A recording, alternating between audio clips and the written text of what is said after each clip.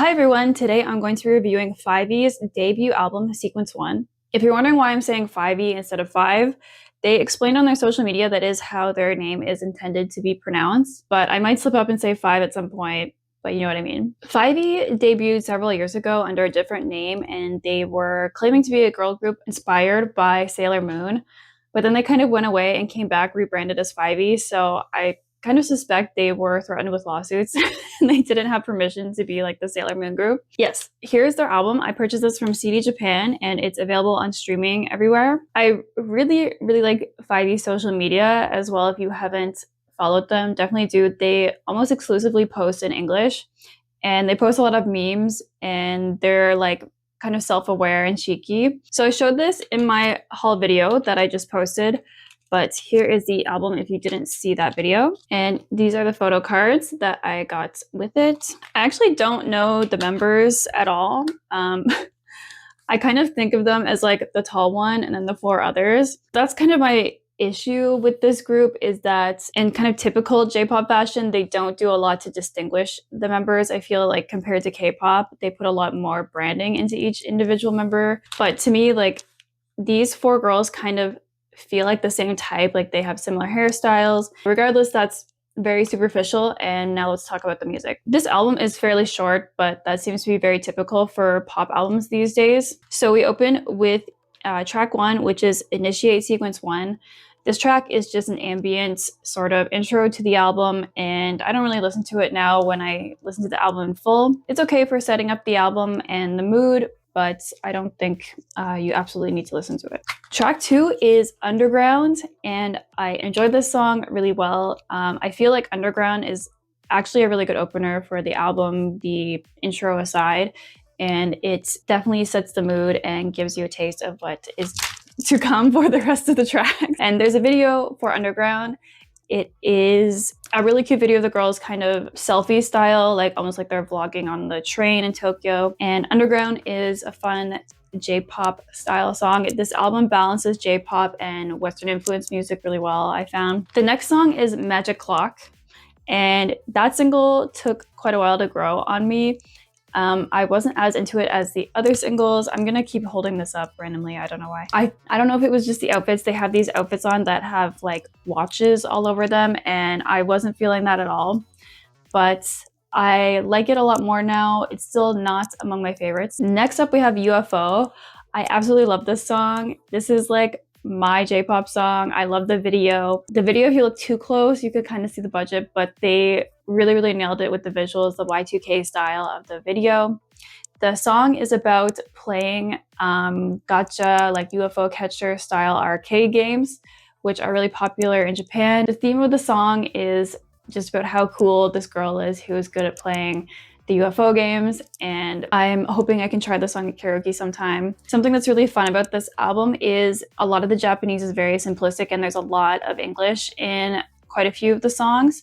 So if you're an English speaker and you don't know a ton of Japanese, you can still enjoy this album really easily.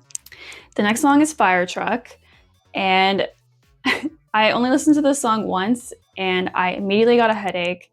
I have blocked this song on my Spotify. There's a video, but I don't really remember it because I only watched it the one time. And this song, they tried to do what Cat's Eye recently did with Gnarly, but it just didn't hit, in my opinion. The song is just an annoying, awful headache. It's the only song that I don't like on this album, so I'm just gonna move past it. The next song is Lettuce, and this is one of the early singles, I believe, off of the album. And again, this took a little while to grow on me. I didn't really get it at first, but now I absolutely love this song. This is one of those songs that I can listen to on repeat over and over again.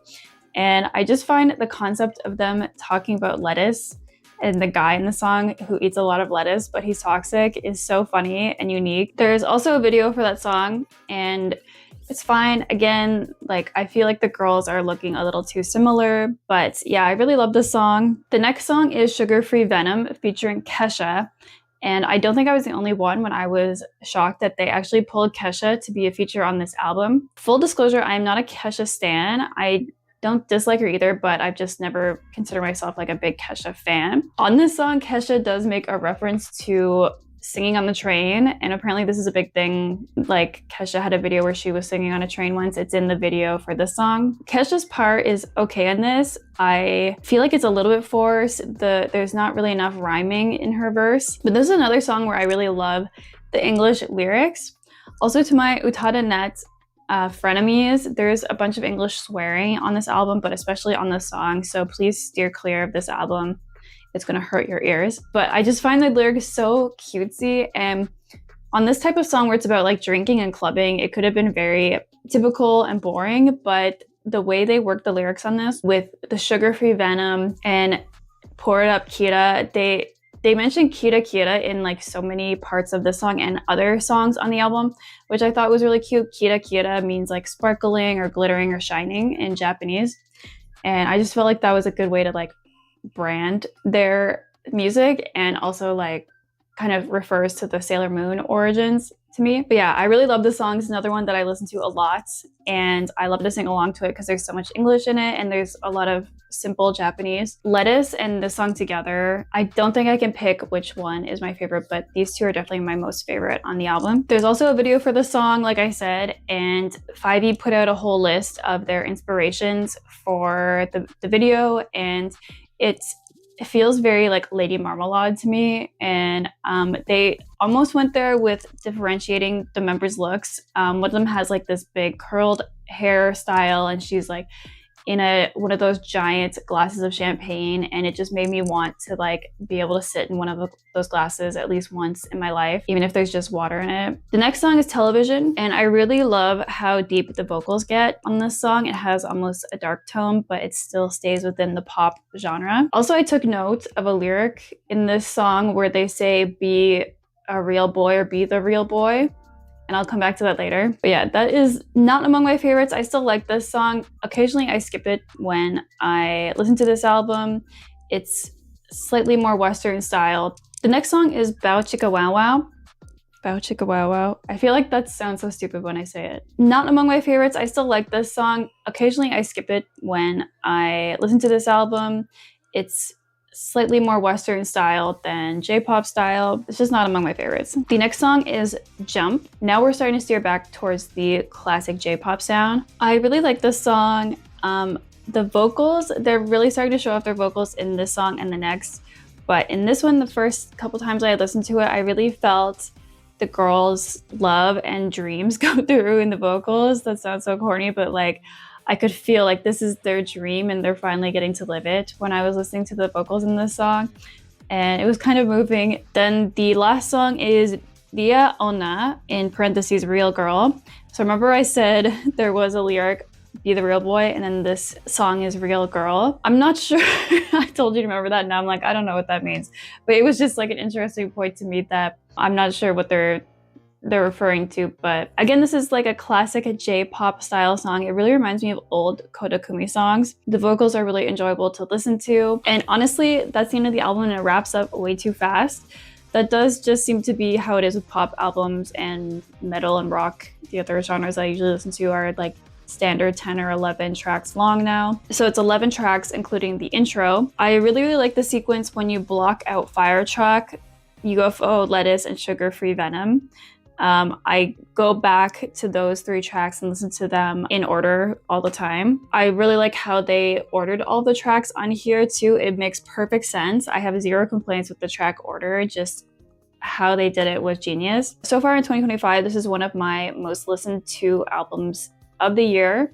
Definitely my most listened to J-pop release. I know a lot of people were hyped for this one. I saw a lot of people on social media talking about how J-pop was making a comeback and it was being saved by F5VE. So yeah, definitely excited about this release.